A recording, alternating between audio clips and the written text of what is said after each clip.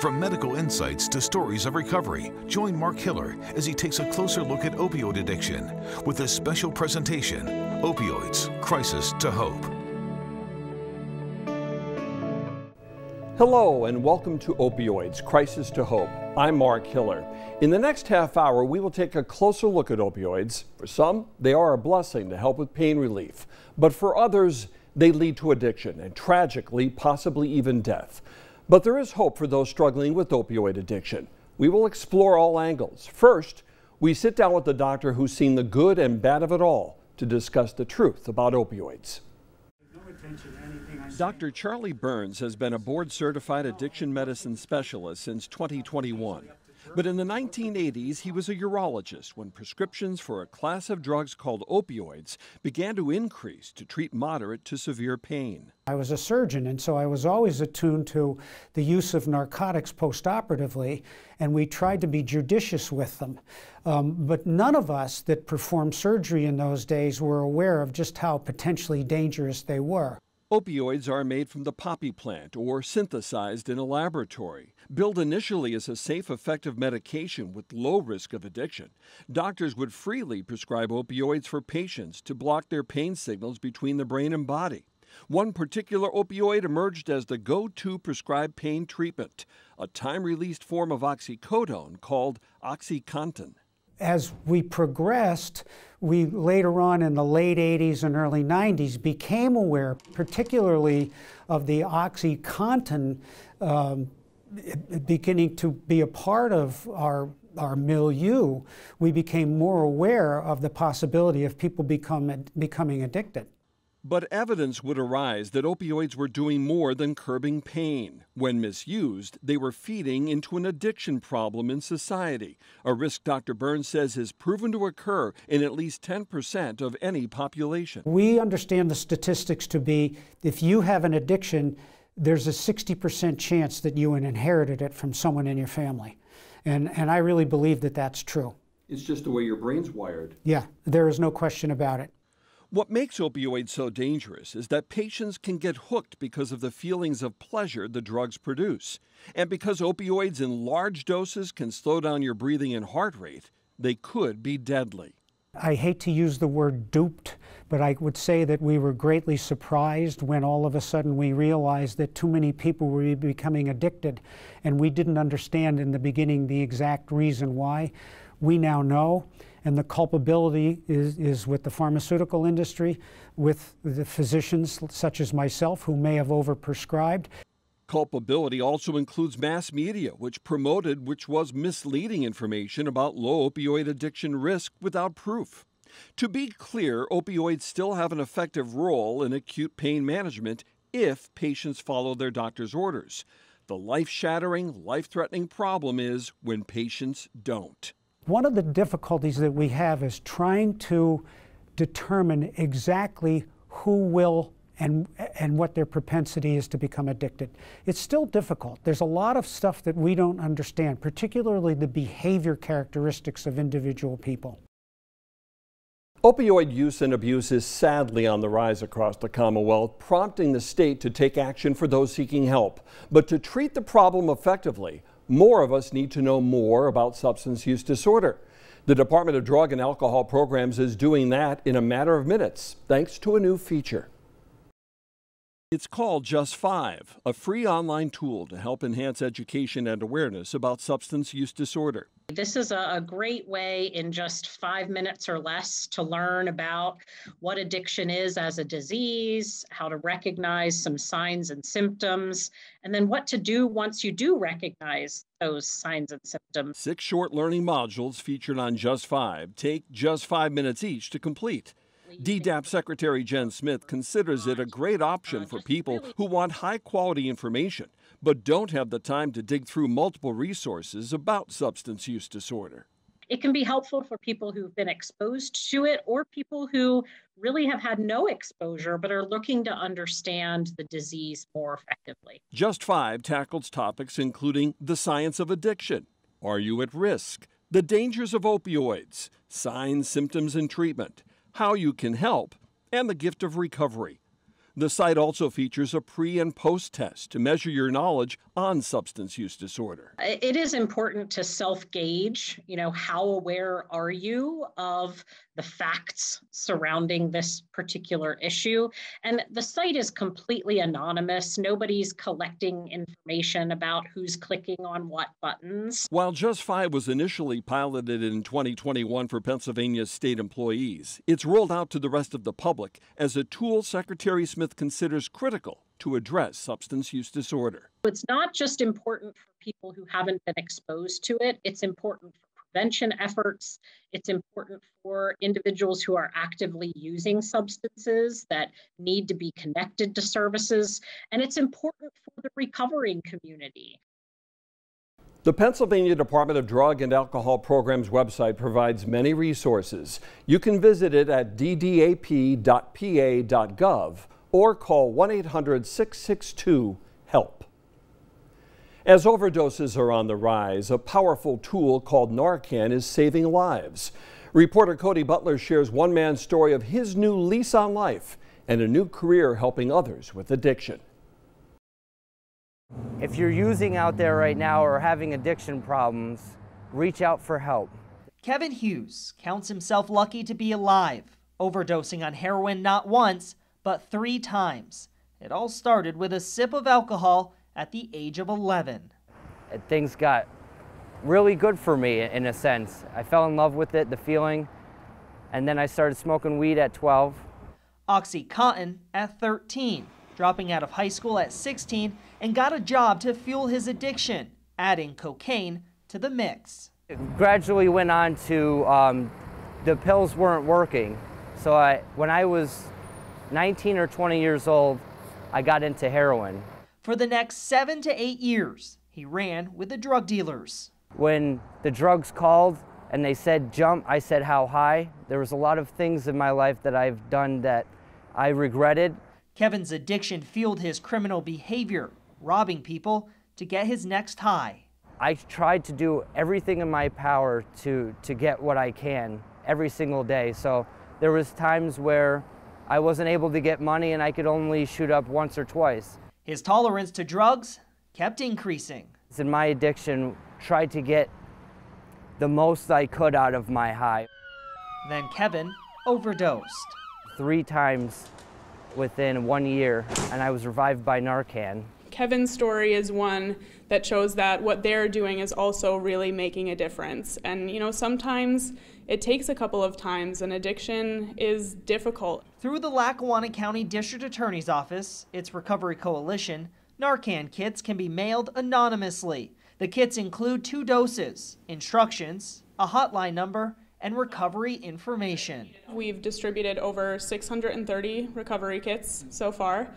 We've had 4 confirmed lives saved through that initiative as well. The more information we can get out to the general public, the more society understands that this is a treatable condition. It's a use disorder, that with treatment there is recovery. For 2 decades, the county has offered Drug Treatment Court, a diversionary program to get users the help they need if they so choose. They can avoid some of the harsh jail term associated with some of the drug offenses. I completed the treatment court program. Now sober since October 2017, Kevin is living a life helping others. At age 32, he's a certified recovery specialist at Geisinger Marworth Treatment Center in Waverly. Now being able to provide that to them and show them that a former addict like I have can be successful is very inspiring to them. A message of perseverance, hope, and help. I'm Cody Butler reporting. Pharmacists on the front line of opioid use and abuse. We're able to check a person's history on medication so we know what opioids they've received. How they are stopping doctor shopping in an effort to save lives. When I got clean and looked back, my personal war left a whole lot of casualties. Then a jail sentence and a judge who changed one woman's addictive life and the heartfelt letters that reunited them.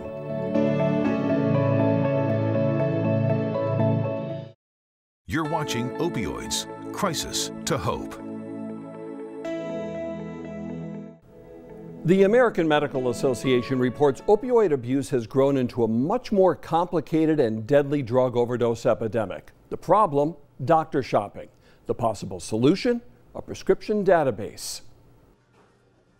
Filling prescriptions for patients is an obvious part of the job for pharmacists, but in recent years that job has become more complex. Pharmacy, it's kind of a gatekeeping role, and they play a key role. That gatekeeping, which nationally recognized addiction specialist Dr. Drew Pinsky discussed with me, centers on preventing doctors from overprescribing powerful painkillers and patients from doctor shopping to get more of the medication than they should. A lack of gatekeeping can have tragic consequences. Opiate addiction and substance use disorders are progressive illnesses that frequently end in death. One of the safeguards Harold's pharmacy owner Bruce Lefkowitz uses is an electronic database called a prescription drug monitoring program. We're able to check a person's history on medication so we know what opioids they've received. He also says many narcotic prescriptions are electronically received, which helps improve his pharmacy's monitoring system. We're more able to see what is being prescribed. We're able to check a person's history and then go from there and alert the doctor if there's a problem. The job experience Lefkowitz passes on to pharmacy interns includes the importance of medication therapy management, that face-to-face interaction between pharmacist and patient. Discussing their medications and educating them on the correct use of those medications, I think we could see numbers drastically decrease on misuse. Lefkowitz says his pharmacy's drug disposal container gets used several times a day. He and his staff consider it another key to help reverse the growing trend of the opioid crisis during the COVID crisis. Hopefully, once we control the pandemic as we are right now, we can kind of combat that issue and help those people that need it. The opioid crisis has taken the lives of hundreds of thousands of people across the nation and here in Pennsylvania. Reporter Nicole Rogers shares one woman's story of how a prison sentence saved her life years ago and what happened when she and the judge who sentenced her reunited for our program. I'd say, why can't I stay clean? 70s it was crank, 80s it was coke and crack, 90s I found the heroin. This is from the past, from 3 years ago. Kathy Risner started smoking cigarettes at 8 years old. By the age of 14, she was an IV drug user. When I got clean and looked back, my personal war left a whole lot of casualties. There was bodies strewn everywhere, like the hurt and pain, because to my family, good friends. She struggled with substance abuse for decades, until she came face to face with Judge Michael Barace. Judge Barace, I always said, had jokes, because I said, oh great, I'll make 3 release. I went from 1 long-term back-to-back rehab to another long-term back-to-back rehab to a center. I thought, this man is trying to kill me. But this man, he knew what he was doing. He knew that if he sat me down long enough, because here I am, Your Honor, I realize I'm in a fight for my life. Years later, she's back in the very same courtroom reading the many letters she sent to Judge Barace from prison. He kept every single one. I said, I've been doing a life sentence with this disease, and in turn I lost a piece of my heart and my soul. Now she's coming face to face with him again, but this time to say thank you. You showed me compassion and said, listen, you're not doing this up here. Go sit down, go sit down. And I did. Wow. And it saved my life. I'm very happy for you. Here I am. You don't necessarily see it every day, but that person that's using every day is dying. And fortunately for us, all of a sudden we see someone like Kathy coming back in. It's like coming back to life. If you're still breathing, there's hope. If you're still breathing, there is hope. If you hang on, just hang on. Them bad times will pass. Them urges to use will pass. Just hang on, there's hope, there's hope. I'm Nicole Rogers, reporting. We hope Kathy Risner's story inspires those looking to take the first steps toward recovery. They have helped me with my daughter. They've helped me get to appointments. They have helped me in so many ways. Help is available. We will have more about this coming up on Opioids, Crisis to Hope. You're watching Opioids, Crisis to Hope. Raising awareness and making a difference in our community. That's what students at Wilkes University in Wilkes-Barre set out to do in bringing awareness to opioid use and abuse. Reporter Julie Dunphy takes us on campus as students walk to save lives. We're just hoping to save lives because naloxone does save lives. The opioid epidemic affects every walk of life. Each step taken to bring awareness to the impact opioid use disorder can have on someone's life. One of our goals is just to increase awareness about substance use disorder, and we thought the best way to do it would be with a walk. Organizers Bryce Yencha and Jamie Sayre are both in their 4th year of pharmacy school as colonels, with 2 more years to go. As a pharmacist, you're there to help people and help your patients, so it's really important to be knowledgeable about all types of medications and so that we can best help our patients. The two collected more than $100 worth of donations. The money raised goes to purchase naloxone for the Wilkes-Barre Fire Department. Wilkes-Barre Fire Chief Jay Delaney walked beside the students, moved by their motivation. I think they're letting their actions speak louder than words. Chief Delaney says a partnership with the university started almost 10 years ago. Operation Substance Use Disorder. They understand what opioids have done to the community, and they've really stepped up to try to make things better. Last year, the Wilkes-Barre Fire Department and EMS administered about 259 doses of naloxone. Those in need of the life-saving medication cover all demographics, young and old. Chief Delaney says, thankfully, the city has seen a drop in prescription opioids and overdoses. But the fentanyl and what the fentanyl is laced with continue to cause us real issues. The fight to save lives remains, even when the drug of choice changes. I'm Julie Dunphy reporting. In the past 6 years, Wilkes-Barre Fire Department has administered more than 1,500 doses of naloxone. Wilkes University in Wilkes-Barre recently hosted a pain and addiction summit. The event focused on equitable access to health care. It comes as the opioid epidemic continues in Pennsylvania. Medical, legal, and law enforcement professionals discuss the current state of the opioid crisis and how to approach treatment of pain and substance abuse. One of the main topics was syringe services programs. Not only are we trying to save lives, but we also want to make sure that we give people access to treatment.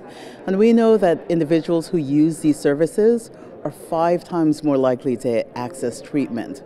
I once again had the honor to serve as a moderator for the event, now in its 4th year. There is hope for overcoming opioid addiction. There's a number of agencies offering help. We take a look at taking the first step to an opioid-free life next.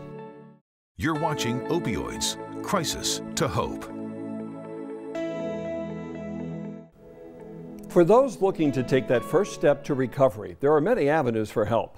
One such option is the Wright Center for Community Health, a Pennsylvania-designated opioid use disorder center of excellence. The past is the past. We all have to learn from the past and move on. Yeah. As an addiction medicine specialist for the Wright Center for Community Health, Dr. Charlie Burns helps patients one-on-one conquer their opioid use disorder. I was a mess when I came here 2 years ago. 41-year-old Charlene Yergatis sought out Dr. Burns in 2020 to help conquer her addiction to opioids. Her recovery program includes what's called medication-assisted treatment, like the injectable Sublocade given once a month, or the daily oral treatment Suboxone. It takes the cravings away. It helps you get up in the morning. And it's been an invaluable help to people who are trying to recover from addiction. How's your recovery going? Amazing. Medication-assisted treatment is also offered to female patients participating in the Wright Center's Healthy Moms program. MOMS is an acronym for Maternal Opiate Medical Support. Think of it as a program to help new moms with substance use disorder meet health, financial, legal, and personal needs. It's meant everything to Brittany Bainbridge and her 2-year-old daughter, Leona. Bainbridge is now 3 years sober. They have helped me with my daughter. They've helped me get to appointments. They have helped me in so many ways. I'm very proud of that program. The Wright Center's Director of Addiction Services, Maria Colcharno, oversees the program designed to help fill what's often been a void in addiction services. These mothers go untreated, not given the real service piece that they really do require in order to raise a healthy baby and maintain their lifestyle of sobriety. Treatment options like this are proving successful, but addiction, in my world, we have to treat it like a chronic condition. To go from crisis to hope, the Wright Center's Associate Vice President of Primary and Recovery Services Integration says it takes an all-hands-on-deck approach. It can't be just on the medical profession. It can't just be on law enforcement. It can't just be on the treatment providers.